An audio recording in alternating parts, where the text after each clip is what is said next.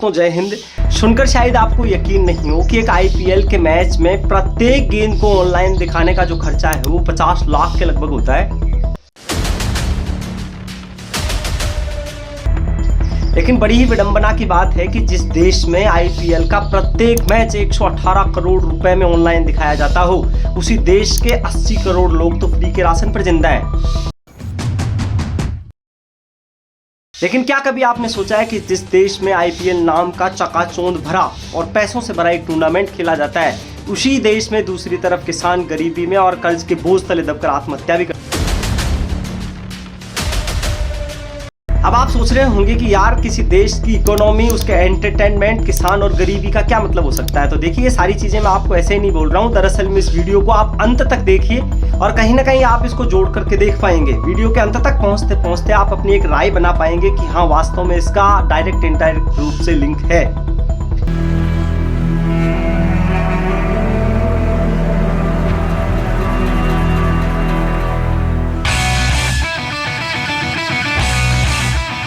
तो देखिए, इसके लिए मैं थोड़ा पीछे जाना पड़ेगा। दरअसल में अगर मैं बात करूं 2007-8 की, जब आईपीएल शुरू हुआ, तो आईपीएल वैसे शुरू से ही एक मेगा इवेंट था जिसमें करोड़ों का कारोबार होता है। लेकिन जिस तरह की एक्सट्रीम ग्रोथ आईपीएल ने प्राप्त करी, यानी कि पिछले सालों से आईपीएल का जो ग्राफ है वो बहुत तेजी से बढ़ा है और आईपीएल ने लोकप्रियता की बुलंदियों को छुआ और युवा जैसे जैसे इसको देखते गए तो बहुत सारे लोग इससे जुड़ते गए। अब ये उनकी दैनिक जीवन की आवश्यकता भी हो सकती है, एज एंटरटेनमेंट बात करें तो, और ये एडिक्शन भी हो सकती है, क्योंकि धीरे धीरे देखने के बाद एक समय ऐसा आ जाता है जब आपको ऐसा लगने लगता है कि ये आपके दैनिक जीवन की आवश्यकता है और उसी को एडिशन कहते हैं। यहीं से सारा खेल शुरू हुआ, फिर इस आईपीएल को बिजनेस बना दिया गया।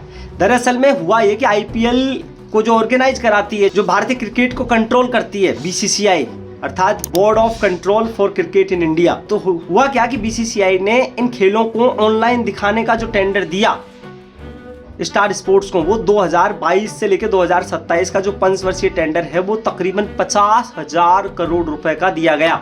अब इसका एनालिसिस अगर करें तो इसको 4 कैटेगरीज में बांटा गया था। जो इसके टीवी राइट्स हैं वो 23,575 करोड़ में, इनके प्लेटफॉर्म टेलीकास्ट है वो 20,500 करोड़ में, स्पेशल कैटेगरीज जो है वो 3,258 करोड़ में, और फॉरेन ब्रॉडकास्टर है वो 1,057 करोड़ रुपए में इसके राइट्स उन्होंने प्राप्त करे।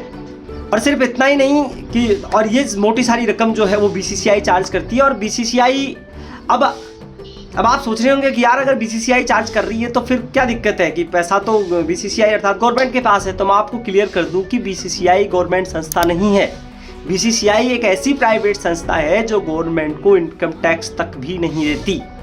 और इसके साथ ही जो दूसरा मुद्दा मैंने उठाने की कोशिश करी कि भारत की आधी से ज़्यादा आबादी जो है वो फ्री के राशन पर जिंदा है, तो मैं आपको बताना चाहूँगा कि भारत में वर्तमान में 81 करोड़ लोग ऐसे हैं जो फ्री का राशन लेते हैं। अब मैं यहाँ ये नहीं कहना चाह रहा हूँ कि वो सारे के सारे बहुत गरीब हैं, लेकिन उनकी कहीं ना कहीं आवश्यकता है, इस वजह से वो फ्री का राशन ले रहे हैं। और दूसरी तरफ अगर मैं बात करूँ तो भारत के एक पर्टिकुलर जगह की अगर बात करी जाए तो महाराष्ट्र के विदर्भ में जो किसान हैं जिन्होंने सुसाइड अटेम्प्ट करा, उनकी जो संख्या थी 1995 में वो तकरीबन 116 किसान पर ईयर थी। लेकिन ये संख्या धीरे धीरे बढ़कर 2006-07 के अराउंड 1000 तक पहुंच गई, जो कि बहुत ही डरावना आंकड़ा था। और जिन लोगों ने सुसाइड अटेम्प्ट करा उनकी मजबूरी ये थी कि या तो उनकी फसल खराब हो गई या वो कर्ज के बोझ तले दबकर आत्महत्या करने लगे। तो अभी इस वीडियो के अहम समय पर पहुँच चुके हैं हम कि हम इस चीज़ को लिंक करना चाह रहे हैं कि वास्तव में इनका लिंक क्या है। तो देखिए, जैसा कि मैंने पहले बताया कि तकरीबन 50,000 करोड़ में ये स्टार स्पोर्ट्स वगैरह जो इनके टेलीकास्टिंग राइट्स लेते हैं, और वो कमाने के लिए फिर बहुत सारी कंपनीज है उनको ऐड देती है। और ऐड का खेल ये है कि 10 से 12 सेकंड का ऐड दिखाने के लाखों रुपए चार्ज करते हैं ये लोग। और आप बहुत अच्छे तरीके से समझते हैं कि एक आइटम जिस पर 6-7 लाख रुपए ऐड के रूप में दे रही है कंपनी, तो वो कहीं ना कहीं पब्लिक से वो पैसा निकलता है, क्योंकि उसके जो भाव है वो एक्सट्रीम करके और बढ़ा करके पब्लिक में आता है। और वो लोग जो गरीबी रेखा से नीचे हैं, जिनकी मजबूरी है उन चीज़ों को खरीदना, वो मोटे दामों पर उन चीज़ों को खरीदते हैं, क्योंकि उनकी ज़िंदगी उसके बगैर चल नहीं पाती। और इस वजह से धीरे धीरे होता क्या है कि वो कर्ज में आते रहते हैं, और जैसे ही फसल खराब हुई और फिर इस तरह के कदम उठाना उनकी मजबूरी हो जाती है। तो इस वीडियो में मैं जो आपको समझाने की कोशिश करना चाह रहा था वो दरअसल में ये था कि आईपीएल शुरू तो हुआ एंटरटेन के नाम पे, लेकिन फिर धीरे धीरे इसको बिजनेस बनाया गया।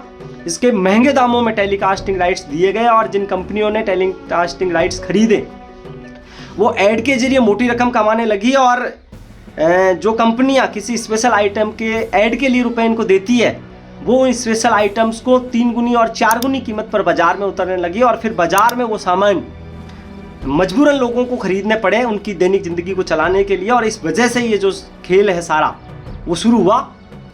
वाले आईपीएल का हंगामा शुरुआत से ही शबाब पर है और पहली बार मौसम के बिगड़ने से किसान खड़ी फसल के गिरने से मौत को मुंह गले लगाने को तैयार है। अब इस बात को आप बहुत अच्छे तरीके से समझ गए होंगे कि आईपीएल जो है वो पैसों की चकाचौंध से लेकर भारत की गरीबी तक सफर कर रहा है। लेकिन इसका निकट भविष्य में आप क्या समाधान समझते हैं, आप कमेंट सेक्शन में जरूर बताएं और आप मुझे ये सजेस्ट करने की कोशिश करें कि वास्तव में आप ये सोचते हैं कि इस वजह से ऐसा हो रहा है। और जो वीडियो मैंने बनाया उसमें अगर आपको कुछ भी गलत लग रहा है तो उसको भी आप नोटिस करवा सकते हैं। तो और इसका सारा का सारांश निकाल करके हम एक और वीडियो बनाने की कोशिश करेंगे जिसमें हम डेप्थ तक जाने की कोशिश करेंगे कि हाँ वास्तव में ऐसा इसलिए होता है। लेकिन इसके लिए आपके सजेशन जरूरी हैं। तो आइए और कमेंट सेक्शन को भरिए। इस वीडियो को आप लाइक कर सकते हैं और चैनल को भी सब्सक्राइब कर सकते हैं। इस वीडियो को यहाँ तक देखने के लिए बहुत बहुत धन्यवाद। नमस्कार, मैं विनोद कुमार।